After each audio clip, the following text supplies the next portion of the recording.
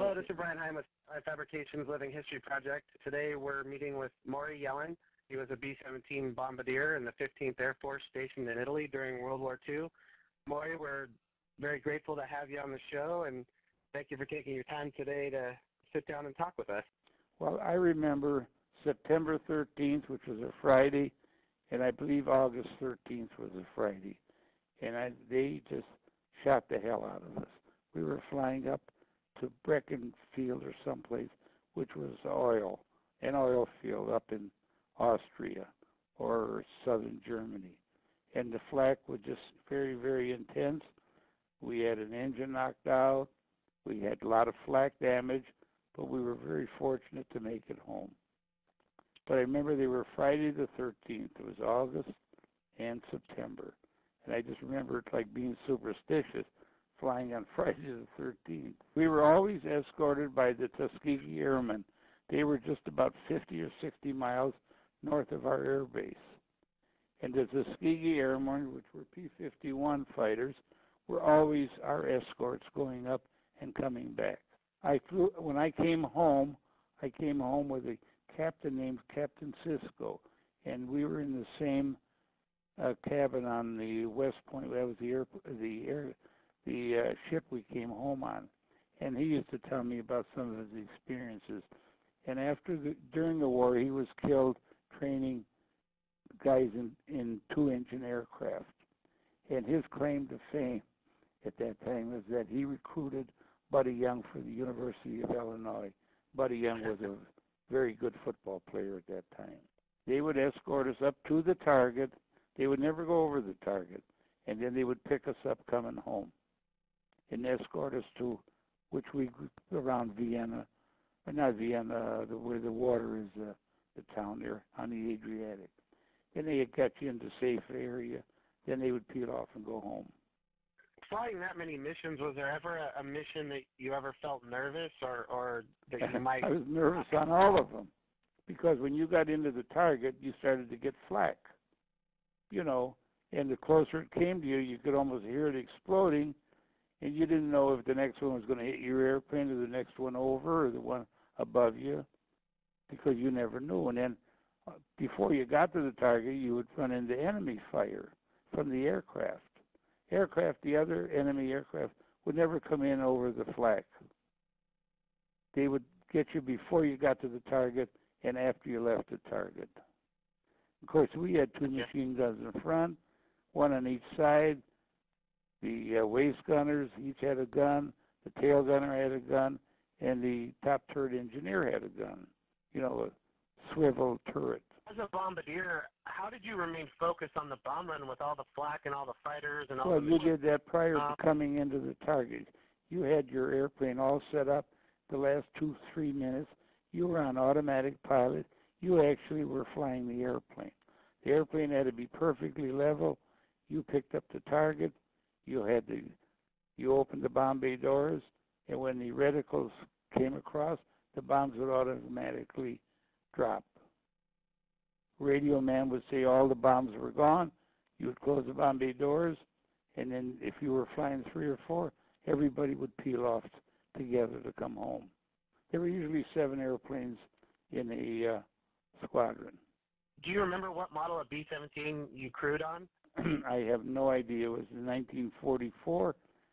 Okay. I have no idea. I remember the insignia that we had, because you can go into the library and get the second was first, and that was a book of every sortie that our squadron, our second bomb group did.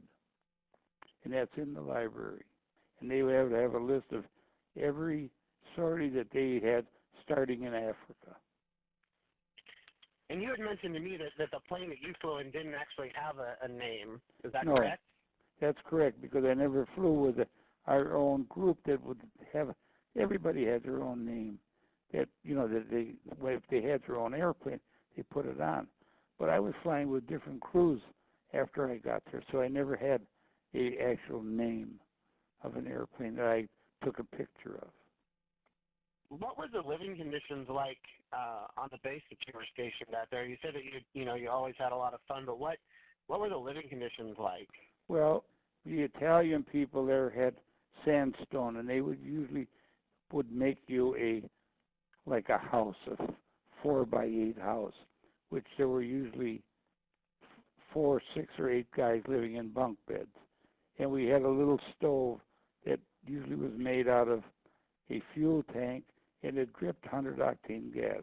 That was our heat because it was winter.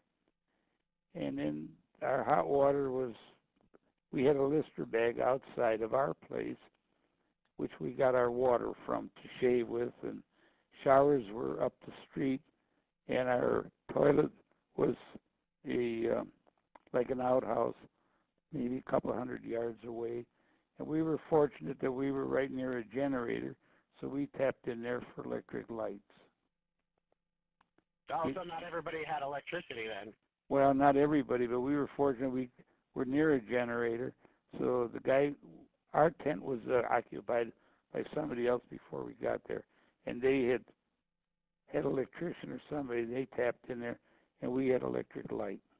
Have you kept in touch with any of the guys you flew with or Well, served with? you see, I met my co-pilot after the war, and I met and I talked and I wrote a Christmas card to the belly gunner, the underneath guy, and that was the only two that I ever knew that survived from my crew. My pilot and my top turret gunner and the navigator, he was gone after the first mission. We retrieved him from Budapest when they brought back 1,000 prisoners of war, and we went over and got him. But we never saw him again because he came right home. And I've never got in touch with. His name was Mullen. He was from Michigan, but never ever found him. So I don't know what happened to him during the war. Okay. But the only guy that I ever actually met again was my co-pilot, and I met him. He was from Corning, New York, and we met him. We took a trip after the war, and we met him a couple 100 miles from home.